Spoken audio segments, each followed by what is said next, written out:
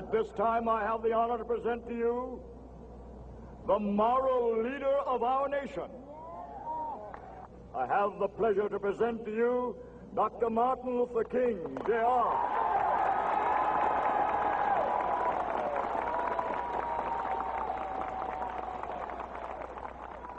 I am happy to join with you today in what will go down in history as the greatest demonstration for freedom in the history of our nation.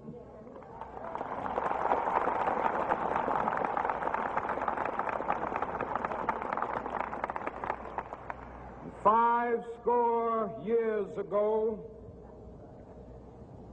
a great American in whose symbolic shadow we stand today signed the Emancipation Proclamation.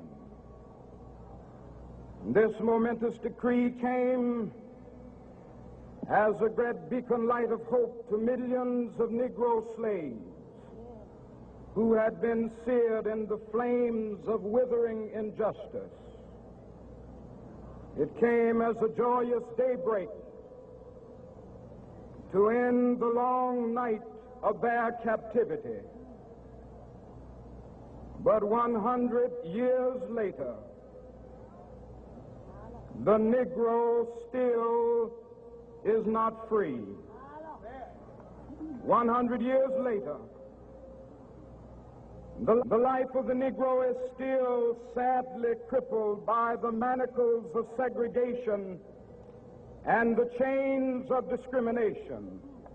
100 years later, the Negro lives on a lonely island of poverty in the midst of a vast ocean of material prosperity. 100 years later, the Negro is still languished in the corners of American society and finds himself in exile in his own land. And so we've come here today to dramatize a shameful condition. In a sense, we've come to our nation's capital to cash a check. When the architects of our republic wrote the magnificent words of the Constitution and the Declaration of Independence, they were signing a promissory note to which every American was to fall heir.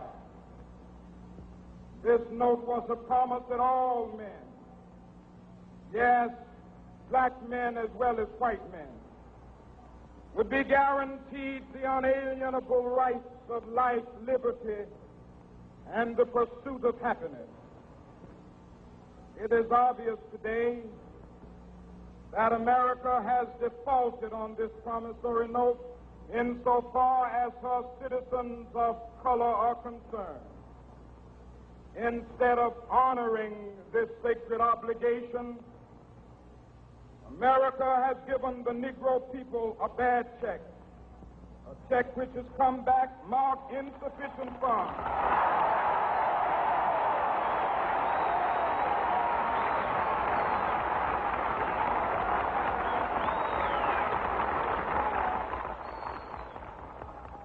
But we refuse to believe that the Bank of Justice is bankrupt. We refuse to believe that there are insufficient funds in the great vaults of opportunity of this nation. So we've come to cash this check, a check that will give us upon demand the riches of freedom and the security of justice.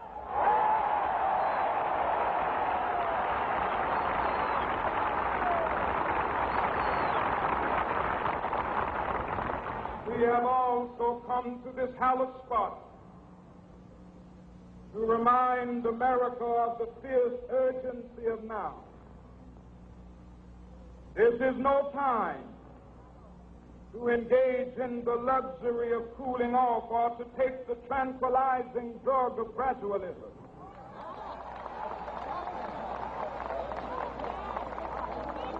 Now is the time to make real the promises of democracy. Now is the time to rise from the dark and desolate valley of segregation to the sunlit path of racial justice. Now is the time to lift our nation from the quicksands of racial injustice to the solid rock of brotherhood. Now is the time to make justice a reality for all of God's children. It would be fatal for the nation to overlook the urgency of the moment. This sweltering summit of the Negro's legitimate discontent will not pass until there is an invigorating autumn of freedom and equality. 1963 is not an end, but a beginning. Those who hope that the Negro needed to blow off steam and will now be content will have a rude awakening if the nation returns to business as usual.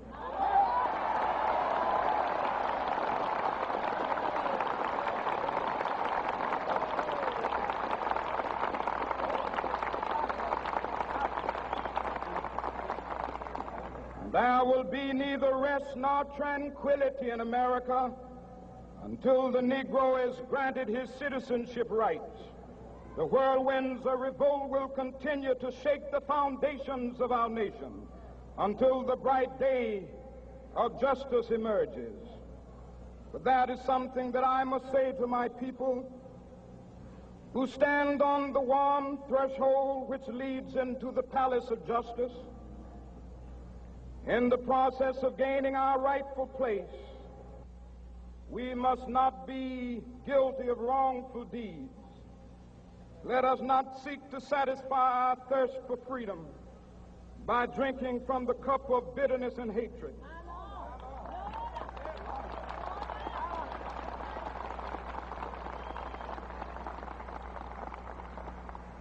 We must forever conduct our struggle on the high plane of dignity and discipline. We must not allow our creative protests to degenerate into physical violence. Again and again, we must rise to the majestic heights of meeting physical force with soul force. The marvelous new militancy which has engulfed the Negro community must not lead us to a distrust of all white people. For many of our white brothers, as evidenced by their presence here today, have come to realize that their destiny is tied up with our destiny.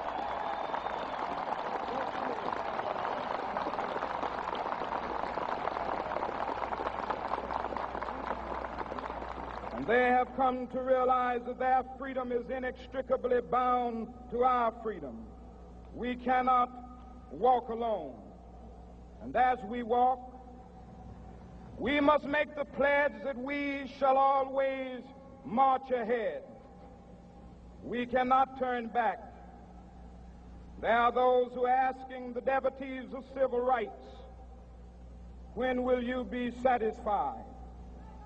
We can never be satisfied as long as the Negro is the victim of the unspeakable horrors of police brutality. We can never be satisfied as long as our body is heavy with the fatigue of travel, cannot gain lodging in the motels of the highways and the hotels of the cities.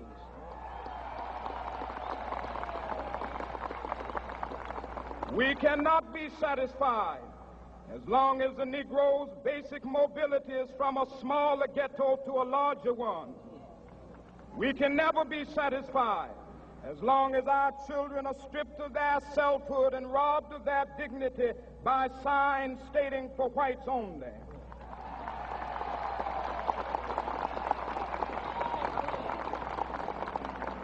We cannot be satisfied as long as a Negro in Mississippi cannot vote and a Negro in New York believes he has nothing for which to vote.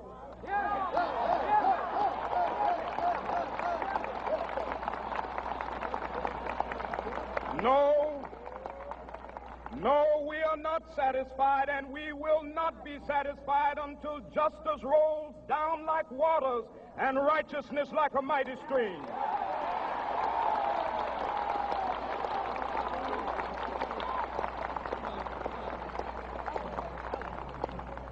I am not unmindful that some of you have come here out of great trials and tribulations. Some of you have come fresh from narrow jail cells.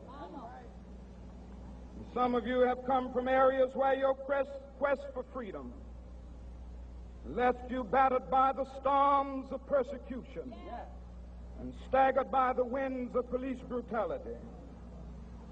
You have been the veterans of creative suffering. Continue to work with the faith that unearned suffering is redemptive. Go back to Mississippi.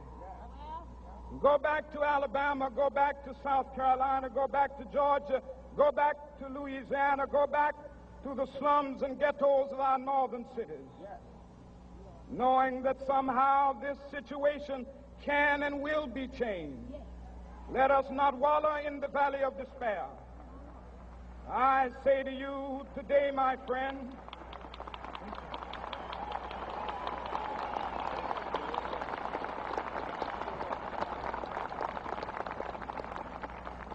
so even though we face the difficulties of today and tomorrow, I still have a dream. It is a dream deeply rooted in the American dream. I have a dream that one day this nation will rise up and live out the true meaning of its creed. We hold these truths to be self-evident, that all men are created equal.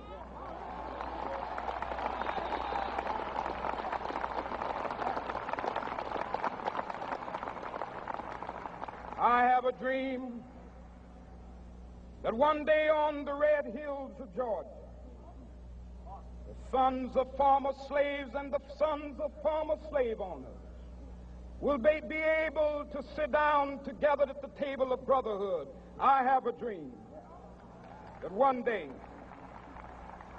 even the state of Mississippi, a state sweltering with the heat of injustice, sweltering with the heat of oppression, will be transformed into an oasis of freedom and justice. I have a dream that my 4 little children will one day live in a nation where they will not be judged by the color of their skin, but by the content of their character. I have a dream today.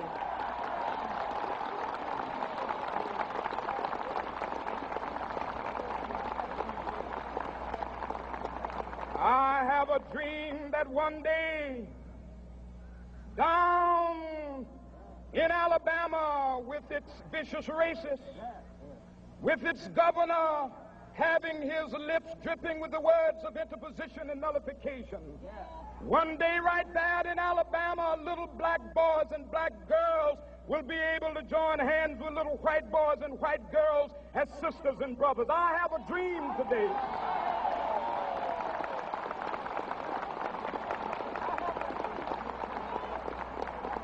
I have a dream that one day every valley shall be exalted, And every hill and mountain shall be made low, the rough places will be made plain, and the crooked places will be made straight, and the glory of the Lord shall be revealed, and all flesh shall see it together.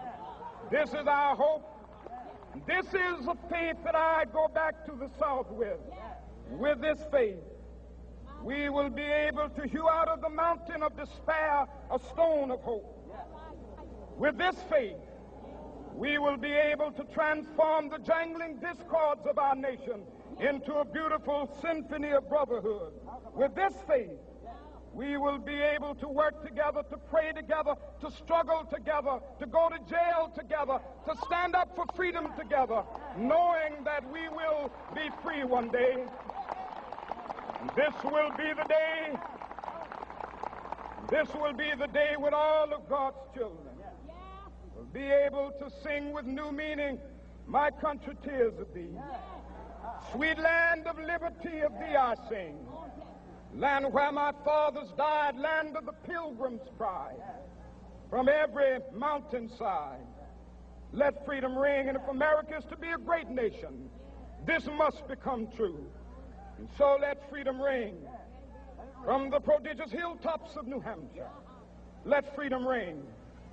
From the mighty mountains of New York, let freedom ring. From the heightening Alleghanies of Pennsylvania, let freedom ring. From the snow-capped Rockies of Colorado, let freedom ring. From the curvaceous slopes of California. But not only that, let freedom ring from Stone Mountain of Georgia. Let freedom ring from Lookout Mountain of Tennessee. Let freedom ring from every hill and molehill of Mississippi, from every mountainside. Let freedom ring. And when this happens, and when we allow freedom ring, when we let it ring from every village and every hamlet, from every state and every city, we will be able to speed up that day when all of God's children, black men and white men, Jews and Gentiles, Protestants and Catholics, will be able to join hands and sing in the words of the old Negro spiritual, "Free at last, free at last. Thank God Almighty, we are free at last."